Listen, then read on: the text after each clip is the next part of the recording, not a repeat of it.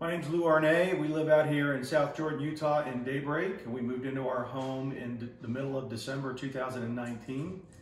And we decided that we wanted to brick one of the walls in our home to make it an accent wall. And we really liked the way the old buildings in the Northeast, the architecture look with the old brick. And so we tried to replicate that look here in Utah.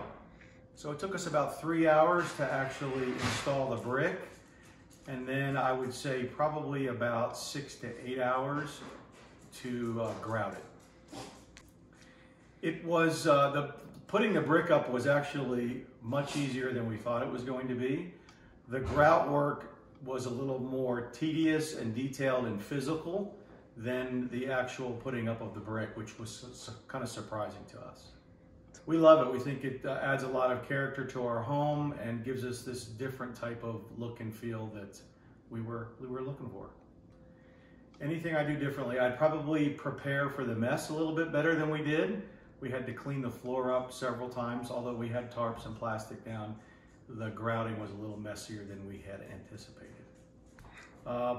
We'll probably find another wall in our home here sometime in the near future to do the same thing too.